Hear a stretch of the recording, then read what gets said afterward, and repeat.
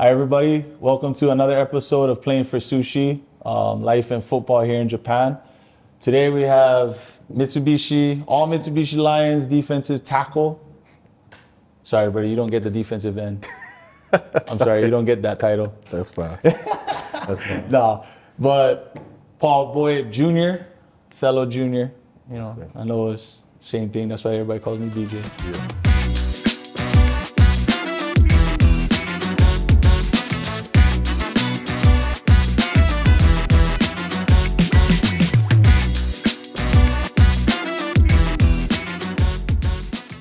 Playing here for your second, should be your third season, but your second season, right, for the Lions. But let's go back, right, before we get to you playing here and stuff like that. You are from Humble, Texas. Yes. Right? Small town, right? Yeah. My grandma was Corpus Christi, referral. Families all over Houston, San Antonio. That's the only reason why I know Humble. Yeah. It's like I actually have, who's that? I have three aunts that all live within Houston, things like that. But so you grew up small town, then ended up going from Houston to Austin, playing for probably one of the most well-known college programs in the entire country, Texas Longhorns, right? And you ended up, right, going from Texas, you had a good 5 years, right? Yes, 5 years. 5 years. You ended up going, where did you go to first? The Raiders? The Raiders first. It was Oakland. Oakland first, right? You spent some time with Oakland. Then you spent some time right down the road from where I went to school. Yes. Denver Broncos. Yes, sir. Took a 2-year break? 2018, right? Was last year. Was last time you were with the Broncos, and then you were supposed to join All Mitsubishi in 2020, but the whole world went crazy. Exactly. And then it took you a whole year and some change. Year and a half. I think they announced that you were coming in like the spring of 2020. Yeah. Everything went crazy because of COVID. Yep. Then it was like, you know, and then you finally came in. But just to go, I just wanted to run your history and just the timeline of everything. But to go back, right? You born and raised in Houston. You go to, I played in that stadium. DKR. I played in that stadium when you guys had 𝐒𝐿/McCoy. And just, I sat there and I'm just on the sideline, like, I couldn't even get mad at my O-lineman because you could already see where he was going, and it was just like, holy smokes. Yeah. But the one thing I do remember, I gotta tell this story. Just because you went to Texas, I sacked 𝐒𝐿/McCoy in that game. Really? And I gave the horns down. Yeah, I know the whole stadium was mad. And then I didn't know this though, because I don't ever look in the stands. I didn't know that the student section is right behind us. I'm sitting on the bench. I think it was about a soda, maybe this big. Just missed my head. Yeah, they'll do it. Yeah, student section is crazy. Here's the crazy thing though. So we come out, you know, our offense is driving, and that stadium is probably. That stadium was one of the loudest stadiums I ever played at. So we got to the 1-yard line. Our quarterback threw a pick 6. The aluminum benches on the sideline were like vibrating. Yeah. I was like, this is insane, you know? So like you go from a small town to that, right? And then you go to the Broncos, the Raiders and the Broncos. You come out here. Yeah. Like what? Like just what? How is that, right? Because I mean, Austin's a big city, right? But you know, I mean, you go into the big city, but like the school isn't really like in the city. Yeah. You know, you're from a small town. You know, what? Like just where you started to where you are now in Tokyo, like in the largest city in the world, most populated city in the world. What is that experience like growing up and having all that? Man, it's first of all I'm saying that God is good, man, because Lord knows I would never thought I'd be living in Japan. I always wanted I think a lot of us do. Yeah. But I mean, one thing about me, like, I'm always open to new opportunities. Growing up, believe it or not, my hometown is a stomping ground for Aggies, Texas A&M. So you were like the rebel. I'm the only kid from my high school that ever went to Texas. A&M was one of my first offers. I had my sophomore year, and I was gonna commit in my sophomore year. I knew ever since 2006 when Vincent scored that touchdown on the Rose Bowl. USC, yeah. Yes, one of the iconic college football moments ever. Yeah. I told my mom, I said, I want to be a Longhorn. I don't care wherever I go, how many offers I get, I want to play for Texas. So. Wait, was Mama an Aggie fan? I mean, no. I just yeah, I don't know. So I grew up in a real split household. My dad was a Sooner fan. My mom always loved LSU. She liked Texas, but when it came, because my roots run real deep in Louisiana, so I had a lot of my uncle Grambling. And I had another uncle that played up in North Carolina A&T, Evan Bethea. So I had a lot of rich history around the whole country. So when it came to commitment, recruiting, my family's like, wherever you want to go, we'll support you. But everybody knew in my household I wanted to be a Longhorn. So yeah. So when everybody in your high school was looking, and did you put the Aggie thing up, or did you just trick everybody out? Did you play one of those little jokes on everybody? It's a quick little story. So my little league football coach, Scott Merker, I played for the Humble Falcons. He was an alumni of A&M, him and his wife. His wife was a secretary at my middle school, and me and her son were best friends. And so when going to Humble, I was 13 years old, freshman, and I didn't play that much as a freshman, but I got my opportunity to play. So I made some noise, did a lot of camps, and when I called my coach, I said, Coach Scott, you want to take me to my friends, take me to College Station? He went, College Station, what you want to go to College Station for? I said, and them pops was going to offer me, so I think this is a special moment, and like you being my first little league coach to be able to take me. He said, oh, how it is? Yeah, we're going. Make sure you get the tickets for me and Jonathan. I said, okay. So we went up there, and at that time, you know, that's when the Big 12 really was the Big 12. We were playing against, they were playing against Nebraska at that time. And, you know. What year was this? 2010. That was my senior year in college. Yeah, so that was matter of fact, it was Vaughn last year. Vaughn Miller, yeah, we played. It was Vaughn last year. Oh, we beat them that year. Yeah. Yeah. But no, Vaughn, yeah. So we beat them though. So just that whole atmosphere. And one thing I can't deny about Texas A&M College Station, the town is great, and just the student culture, like doing the SAW, it was great. I just felt like my heart was somewhere else, and so going on from there, like offers kept stacking up. SEC offers, ACC offers, I could have went anywhere. I told my mom, I said, Mom, 290 is where I want to go.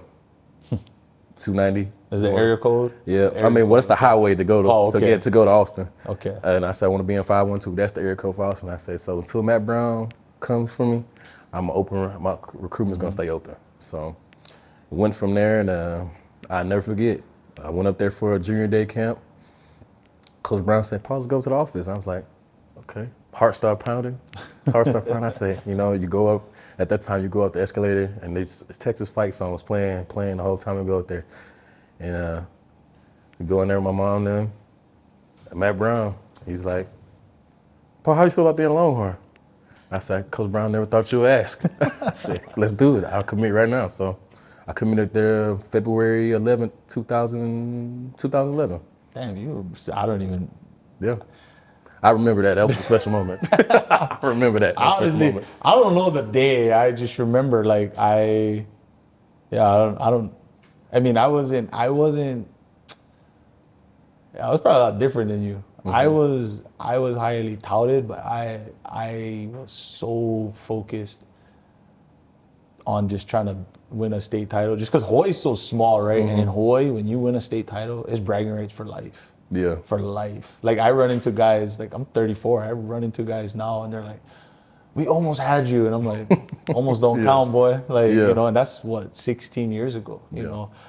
So you have your 5 years, you spend at Texas, right? You spend some time with the Raiders and with the Broncos. And then you get connected through, is it Red Phoenix, right? Yes. So how did that connection, because that's how you ended up connecting to All Mitsubishi, right? Yes, sir. So how did that connection happen? Because former player, right? Former Fujitsu running back, Gino Gordon, you know, one of my good friends working for Red Phoenix. And how did that whole connection start?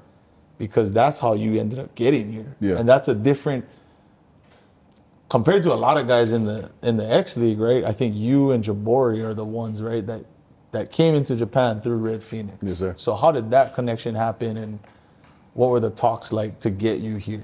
Man, BJ, it was a crazy story. So after, you know, I subluxed my elbow in 2018 in training camp against the Bears. Got an injury supplement, came back home. I said, okay, I told my mom, I said, you know, I'm gonna rehab for a month. Somebody's gonna call me. I heard from my agent was telling me, oh, the Texans, Dolphins, Redskins, those were the 3 top teams that wanted me. So to bring me for a workout. So it ended up didn't happening. So the season goes by. And you know how it is, BJ. You know, you've been playing football for X amount of years. You know, everybody wants to be in the NFL, you know. Yeah. I already did a year, couple of months on practice squad for Oakland, everything. I did a whole year with Denver prior to that. So I'm like, okay, well, I said, somebody has to come call for me. And then it happened. So long story short, I ended up starting being a substitute teacher back in my school district on by SD. Okay. And I was telling my mom, I said, Mom, I don't want to be a teacher. I don't want to be a teacher. I don't want to be a teacher. And she's like, just do it for part-time. I said, okay. I said, okay. So I did that. So I ended up being a teacher and being a full-time teacher for a whole year. For a whole year prior to that.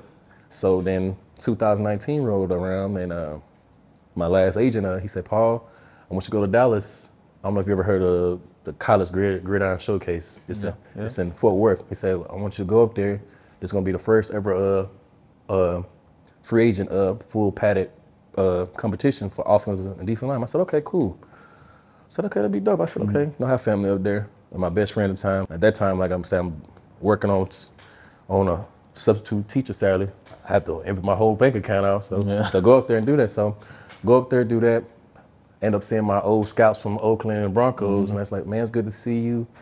We lost contact, just go out here and do good. So at that time, I was like, as you see now on camera, like I'm my high school weight now. And never forget, BC Lions is like, they wanted me. It's like, yeah, Paul, they was impressed with you. You just got to get down. You got to lose 30 pounds. I said, I got to lose 30 pounds. You know, the field's longer. It's only 3 downs. I said, okay. So CFL's a little different, right? The rules are in the game. The game's more like high tempo. So like. So I end up like killing myself, losing weight. So then I started getting into personal training, started training kids, and I love kids. And so the gym that I was partnered with, my mentor, John Saunders, and his coach, he had a 7-on-7 team. So he said, Paul, how would you feel about helping me coach 7-on-7? I said, that's cool. I know the game. So I ended up coaching 7-on-7 for like maybe 3 months. And Leif Rogers and Tyrone Wilson, those are 2 guys that started Red Phoenix. Leif was taking his garbage can out, and it was the funniest story. Taking his garbage can out, Tyrone's taking his garbage can out on Tuesday morning. Say, Leif yelled across the street, because they were across the street neighbors, saying, hey man, Tyrone, I'm looking for a defensive tackle or defensive lineman. You know anybody? Say, I got the perfect guy. So I'll get woke up maybe around like 5:30 in the morning. Paul, I said, what's up? He's like, what you think about football in Japan? I said, Japan? I heard about it when I was up there at the College Gridiron Showcase, and at that time it was a guy who just came out there from Japan. And I can't remember his name, but he was out there I guess they were just starting like the pathway to Japan. He's like, yeah, it's a league out in Japan called the X League. He said, send me your highlight tape. They just want to see a highlight tape. I said, just tell them to Google me. Everything is on there. So they ended up Googling me, and the phone just didn't stop ringing. And I was like, I told my mom, I said, Mom, so what you think about Japan? She's like, Japan? I was like, yeah. So at the time, my high school teammate who just ended up retiring from football, Bryson Burrs, for the Challengers, played out for 4 years. I ended up calling Bryson. I said, BB, man, what you tell me about the X League? I said, man, he just told me about it. He said, well, what teams? I said, I don't know. And then 2 days go by, I had 6 teams offer me. I was like, okay. I was like, well, I don't speak Japanese, so I don't know. Yeah. So, long story short, man, that's how I got into Japan. Just so your coach was taking out his trash. The guy from Red Phoenix was taking out his trash, and the whole conversation led to you coming out here. Yeah. But then, like we talked about earlier, right? You were supposed to come in, and I remember somebody, I think, and I want to say it was either somebody leaked it, and you were coming in 2020. Yeah. That didn't happen. You finally get here in 2021, right? But you guys don't play the whole season. Yeah. Right? When did you get here in 2021 exactly? August. I got here in Japan right before the fall season. I got to Narita August the 9th. Okay, so right as the fall season is getting started. What I kind of want to just know, right? Because I was curious. I don't think they play it anymore, but I had friends that played for Mitsubishi Lions, and I think they all quit with everything that happened during 2020. What was practicing like when you're, because you guys didn't play until the 5th game of the season. Yeah, so what was games. Like, what was the team like? What was practicing like when you were kind of like, we don't know if we're gonna play. Yeah. We don't know when we're gonna play. You know, and kind of what was like your mentality, because you were coming in, right? Like, I'm gonna go play, and it's like, no, we're canceling this game. We're canceling this game. We're canceling this game. Like, what was the team like? You know, what was it like for you just trying to go through those challenges? From a team standpoint, everybody wanted to play. Yeah. And from just me being a high level competitor, you know, playing at the highest level, playing at the prestigious level in college, it was tough because like I'm in a foreign country, and like my first game was supposed to be against you guys. It was supposed to be 𝐒𝐿𝐵𝐿. Yep. And then we didn't play. I said, then the next game was for SUSHI. The next game after that was 𝐿𝐿𝐴𝐿. And then I remember the whole schedule. Then it was supposed to be a IBM. And like we forfeited all those games, and I was like, I'm just out here eating great. Eating great. So it was like 60 days until I didn't play my first game till the day before Halloween. Yeah. Yeah. So everybody on the team wanted to play. I guess, you know, being Mitsubishi, being a big corporation, you know, it was hard for them, you know. Oh yeah. I mean, because you guys are like, you guys aren't really one company. You guys are like 3. Yeah. Just put together as a team. And like, I remember I knew guys on the team and just the struggles because, like, right, they all have to work their jobs. And at the time, right, like the companies were very strict on keeping COVID from spreading and all that. So like, that was very tough on the team, right? Now, this year, right, now, you guys make some noise, you know, and you're new to the X League. Yeah. I mean, you're 2 years in, where typically the Lions wouldn't be in those games. Yeah. You know, you guys are about this close, you know, and, you know, you guys are right there and things like that. So your team is still young. Yeah. You know, I looked at your guys' roster. You guys are like, I think you only have 7 people over the age of 30. Yeah. Going back, even to take a step back from what we were talking about just now, you were the first foreigner that the Lions have ever taken on. Yeah. And, you know, I talked to Ian prior to this, and, you know, he was kind of one of the first guys, like, to go play for the Deers. What were some of the challenges just living in Japan, being the first foreigner, you know, just playing on that team? Only guy speaks English. Yeah. I mean, I don't know. Do you have? I don't really know the inner works of Mitsubishi Lions, but I, you know, what were some of the struggles you faced in that first year? Yeah, I just say, you know, the cultural differences. You know, just speaking the language barrier for sure, and just having to adapt to just the culture. Like, you know, it's just adapting to the culture. Like, but one thing I've always realized with myself, like, I've always been a loner. I've always been like, at the end of the day, being a trailblazer. So like, it was fine for me to be by myself, you know, reaching out to you, when I first met you last year, guys like JoJo, guys like Adi, and Ian for sure. Ian helped me a whole bunch. Him and JoJo, spending time with those guys every day last year, taking me to new experiences, going to a Centos, going to a public bathhouse. I ain't never done that before ever, Well, I mean, like well, then that one must be okay with tattoos. Yeah, for sure. Because I mean, like I don't even think to ever go. I just, I mean, here in Japan, a lot of people don't know this, but I mean, my favorite thing about my house is my bathtub will fill up. It'll heat up all by itself with one button. Oh, wow. Yeah. Like, you live in luxury. You probably nobody ever taught you that most bathtubs, that's standard. Oh, no. So like, I don't think of going to the Sento. I'd love to go to the Sento. I would love to go to the onsen. But usually it would always cost me money because I gotta buy the private room. I gotta do all this stuff because of the tattoos and stuff like that. That's funny, you guys going to the Sento. I mean, that's a different, like you gotta go in there and you literally just have to be like, all right, we in here. Like, you gotta, like, for a lack of better term, dive in. Like, you gotta really just kind of, and I mean, like, it's hilarious. That's one of the funny things. I always ask people that, like, what was your, people who come and visit, and I've had high school. I'm like, what was it like when they went into the onsen, and they were just like, I have no words. But I mean, it's such a great culture, and I mean, I love, like, in Hawaii, I mean, I'm in the ocean all the time. We're just rinsing the salt off of the water and just going and stuff like that. So the whole bath culture is hilarious. So, but this year, you're not the only one, right? You got a good friend of yours, right? Yes, sir. Right? Josh Gibbs, is he still leading the league in rushing?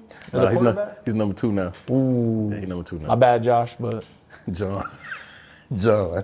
John, my bad. John. He said, I met him, I swear he said Josh. Nah, I only met him like right before I was gonna go watch some of my former players, but I got to meet him. But he's big. That is a big boy. There's been some big quarterbacks. I mean, there's Devin Gardner. That was a big, long dude. Like Devin was long, man. And I mean, he's similar. Like I watched him play. I watch him play, and he looks similar to Gardner. And I mean, you guys, like I said earlier, right? You guys are making some noise and stuff like that.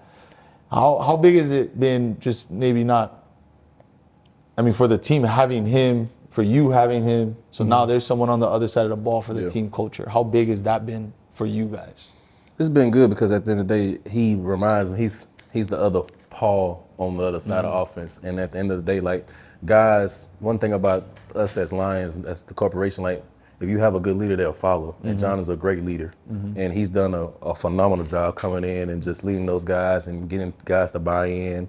And one thing, like I applaud him so much, like he has thorn sessions with them. He has chalk talk with them, and the guys are really enjoying being around him. And like, he always tells me this. He's like, Paul, I applaud you, man. He said, he says it all the time. Every time we eat dinner tonight, I mean, every night, he always say, Paul, bro, I can't tell you, I love you because what you don't understand, like you paved the way for me to get here. And he said, Paul, I couldn't do it. I could not been the first one. I could not been the first one. He said that's just a testament of you as a man, just how much of pure focus that you had to come in to just build this pipeline for me to get here and other guys to get here. So he honestly just respects the process. He's enjoying it, but also we both want to turn the tide for Mitsubishi, and that's one thing that we want to do. And eventually we want to hopefully retire as Lions, And we want to be able to bring Mitsubishi their first ever championships, but we understand the uphill battle that we're facing. We're going to continue to make steps and keep going up that mountain. Yeah, I mean, like, nah, I ain't gonna lie, you guys caught me off guard. Like, I was at the Fujitsu and Fukuoka game.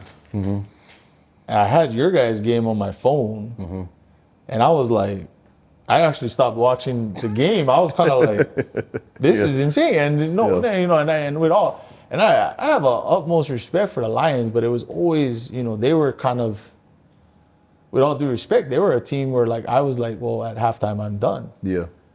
And when I made a prediction for that game, and I didn't.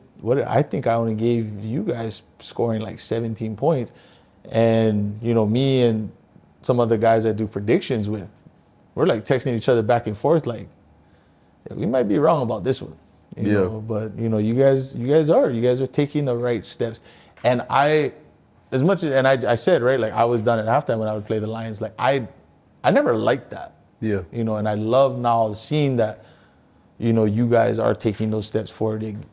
Your record shows, right, 0-3 right now. You guys are, right, but you guys are playing better than what your record shows. For sure. And I think that's something, even like going back, right, you guys have a young team. Yeah. I think the youngest team, we right? do. And I was talking to a good friend of mine about this, and it was like, now, yeah, you see 0-3. Who knows, right? You have Paul there. You have John there.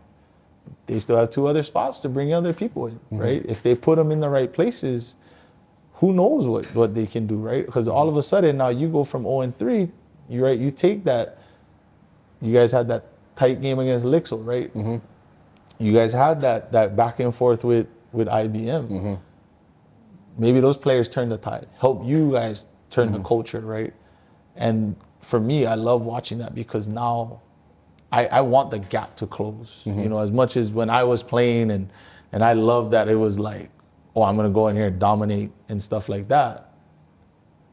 When I look back at it, it wasn't good for the league. And I'm glad now that guys are coming in, and not just coming in, but helping, right? Coming in and helping, and not just being, because there have been players who've come into this league and just try to play football and have not done things the right way. There are guys who've come in and who've helped change the culture and who've helped push, right? You're the first guy at Mitsubishi, right? Now they have John, right? Guys are gonna come in, right? And you guys are gonna help set the standard at Mitsubishi, that you guys aren't gonna just be a team where like, hey, let's go have fun, no, let's go compete. Exactly. You know, I just got done watching last weekend my former team against Tokyo Gas. That was a crazy game as well. You know, things are pushing towards that point where there's still a lot of gap to close, if I'm honest. I mean, Panasonic and Fujitsu are still a lot of steps ahead of everyone. But I'm enjoying watching you two doing what you're doing, pushing Mitsubishi in that light. And you're somebody who's joined, like I said, traditionally not a stronger team. Not only for Mitsubishi, but for the X League itself. What are some things that you think that need to happen for the X League just to show its presence worldwide, show its presence on the global stage, that we're a lot better than you think, you know? And like I said, like the ELF is out there, the USFL is out there, the XFL is gonna start kicking off. I think the X League is a league that's comparative to those leagues. For sure. So, you know, but what do you think are some of the things that the steps that need to be taken to announce ourselves to the world, basically? Honestly, I think it just goes with just branding, really. You take guys like me, you take guys who come over here, you actually do things the right way to go out there and be spokesperson for the X League. And also, I think having a bigger broadcast, for sure. And I think honestly, like with the coach that's coming in, like, because I used to coach at Yokohama International University. You know, guys come out here, start playing football until some guys just start playing football in high school. You know. Yeah. Oh, I'm at the University of Tokyo. Yeah. A lot of my kids don't start till college. Yeah. Me personally, like I played at the top tier, the top league, NFL, 2 years. Canada, this is one of the top 3 leagues in the world to play in. I mean, you played 10 years. Like I look up at you. You know, I'm being honest. Like I look up at you. Like just to come into a whole different country, just to have a legacy. Like that's something that I want to have.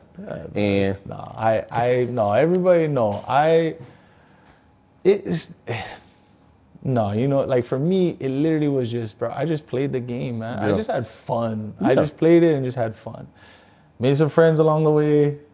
Made some, not enemies, but I I took some people's feelings out, you know, like Yeah. they you know, beating them and things like that. I had my, you know, I had my stuff, but it's no, it just goes back, and you just gotta have fun and play with it. Yeah, like you say, right? And just, I hope you continue to do the work that you're doing. I hope John continues to, you know, keep on. Like I said, I love, like, I'm an outsider now just watching the entire league, and I'm just trying to do my best to see it grow and close the gap, right? And who knows, right? Hey, like, it'll be like, just think about this, right? In the NFL right now, Cleveland Browns are a team that compete. Yeah. 10 years ago, Nobody. hell, like, we were like, That's a football- dub. Yeah, that's a dub. like, oh, okay, well, yeah, that's a, like, you know, but like, who knows, right? Like 10 years from now, we'll see. But, you know, thanks for your time. I appreciate you coming out and, you know, sharing with us. And like I said, continue to do the work that you're doing, continue to play hard, and, you know, stay healthy. And yeah, I'll just, you know, continue to help this game grow here in Japan. Appreciate your time, man. Thank you, BJ. Yep. First, I just want to give a thank you to Bountiful Cafe here in Shin-Urayasu for having us. This is a cafe that I probably visit maybe once or twice a week. It's a really great place, great atmosphere, as you guys can see in the videos. They have great espressos, lattes, they have smoothies, they have seasonal menus. And if you guys are ever out in the area for Disneyland, just in area in general, I highly recommend it. And again, thank you Bountiful Cafe for having us.